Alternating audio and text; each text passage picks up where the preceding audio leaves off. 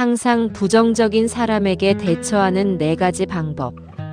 여러분, 혹시 주변에 이런 사람 한 명쯤 꼭 있지 않나요?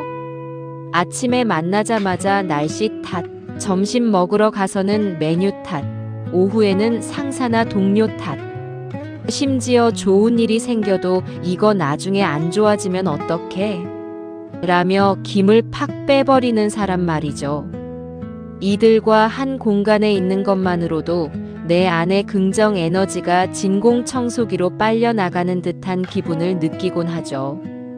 문제는 이런 사람이 그냥 길 가다 마주치는 행인이 아니라는 점입니다.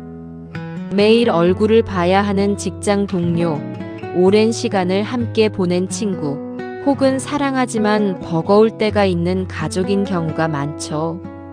사실 사람이 매일 밝을 수는 없습니다.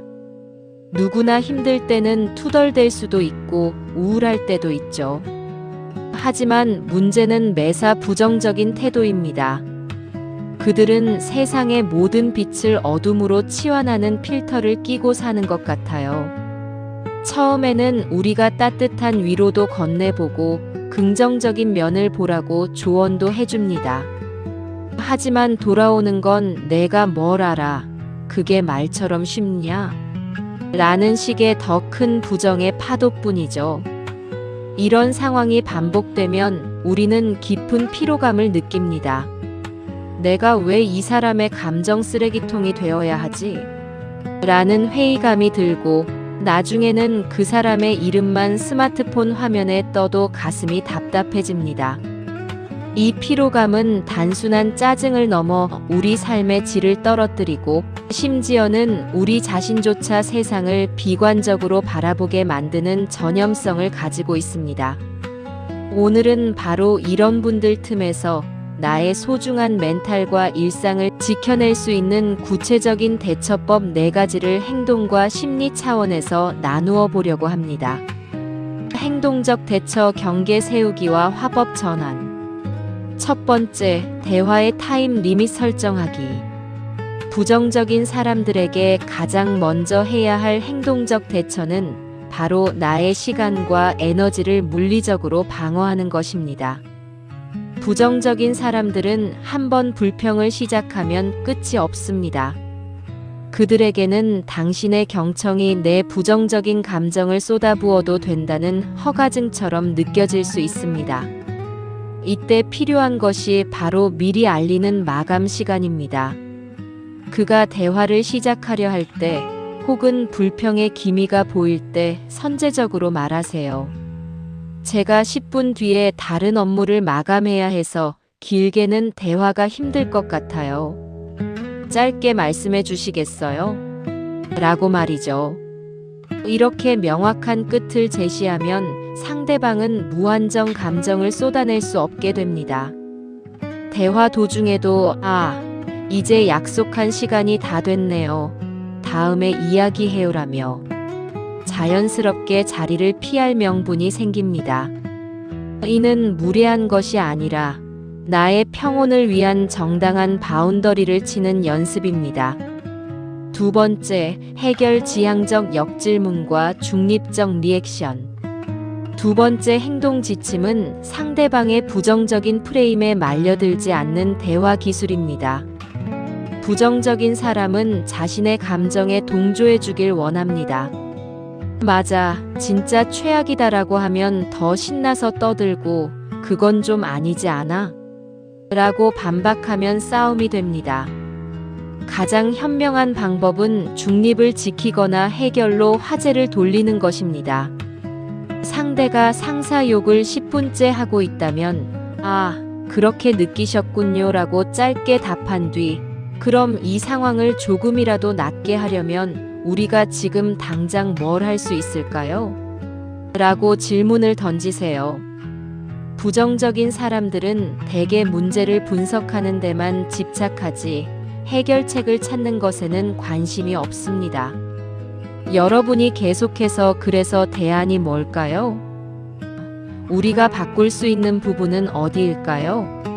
라고 생산적인 질문을 던지면 상대는 당신과의 대화가 더 이상 자신의 감정 배출구 역할을 하지 못한다는 것을 깨닫고 스스로 대화를 마무리하게 될 것입니다. 심리적 대처 감정 분리와 내면의 요새 구축. 세 번째, 감정의 벽 세우기. 그의 문제는 그의 것이지 내 것이 아니다. 심리적 대처에서 가장 중요한 첫걸음은 정서적 분리입니다. 우리는 공감 능력이 뛰어날수록 상대방의 부정적인 감정을 마치 내 것처럼 흡수해버리는 경향이 있습니다. 그가 화를 내면 나도 긴장되고 그가 한숨을 쉬면 내 마음도 무거워지죠. 하지만 냉정하게 생각해야 합니다. 그 사람이 느끼는 분노, 불안, 불만은 그 사람의 내면에서 만들어진 산물이지 당신 때문이 아닙니다. 심리학에서는 이를 거울 효과라고도 하는데 상대의 부정적인 상태를 비추지 않기로 결단해야 합니다. 마음속으로 투명한 유리벽을 하나 세우세요. 상대의 부정적인 말들이 그 유리벽에 부딪혀 바닥으로 툭툭 떨어지는 상상을 하는 것도 도움이 됩니다. 저 사람은 지금 마음이 많이 힘들어서 저런 식으로밖에 표현을 못하는구나라고 객관적으로 관찰하세요. 그의 감정은 그의 몫이고 나의 평온은 나의 몫입니다. 타인의 쓰레기를 내 방마음에 들여놓지 마세요. 네 번째, 내 마음의 긍정 저장소를 강화하기. 보상과 환기. 부정적인 사람과 시간을 보낸 후에는 반드시 나 자신을 위한 정서적 정화 시간이 필요합니다. 오염된 공기를 마셨다면 신선한 공기로 환기해야 하는 것과 같습니다. 심리적 에너지를 소모했다면 즉시 나를 기분 좋게 만드는 활동으로 그 자리를 채워야 합니다. 좋아하는 음악을 3분 동안 듣거나 짧은 산책을 하거나 나를 진심으로 지지해주는 긍정적인 친구에게 가벼운 안부 메시지를 보내보세요. 부정적인 사람과의 만남을 피할 수 없는 업무로 규정했다면 그 업무 끝에는 반드시 나를 위한 보상을 설정하는 것이 좋습니다. 저 사람의 불평을 10분 들어줬으니 퇴근길엔 내가 제일 좋아하는 카페라테를 마셔야지. 같은 사소한 보상이 당신의 회복 탄력성을 높여줍니다. 내면의 에너지가 가득 차 있으면 외부의 부정적인 자극이 들어와도 쉽게 흔들리지 않는 법입니다.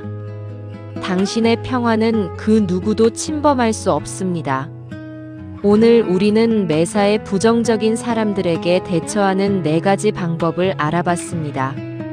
행동적으로는 타임 리밋을 설정해 물리적 경계를 세우고 해결 지향적 역질문으로 대화의 주도권을 가져오세요. 심리적으로는 정서적 분리를 통해 그의 감정이 내 것이 아님을 분명히 하고 나만의 긍정 저장소를 채워 회복 탄력성을 유지하는 것이 핵심입니다. 누군가를 변화시키는 것은 정말 어려운 일이고 사실 불가능에 가까울 때도 많습니다. 하지만 그 사람에게 내가 어떻게 반응할지를 결정하는 권한은 오로지 나에게 있습니다. 부정적인 사람 때문에 내 소중한 하루, 내 소중한 기분을 망치기에는 우리 인생이 너무나 짧고 아름답습니다. 오늘 그 사람 때문에 마음이 무거우셨나요?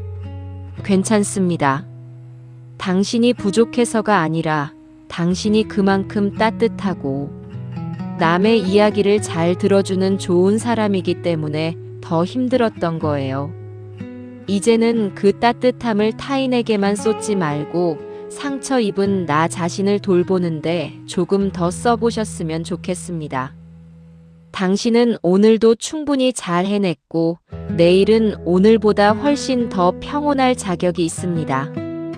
오늘 영상이 여러분의 마음 요새를 지키는데 작은 벽돌 한 장이 되었길 바랍니다. 여러분의 마음 평화를 진심으로 응원합니다.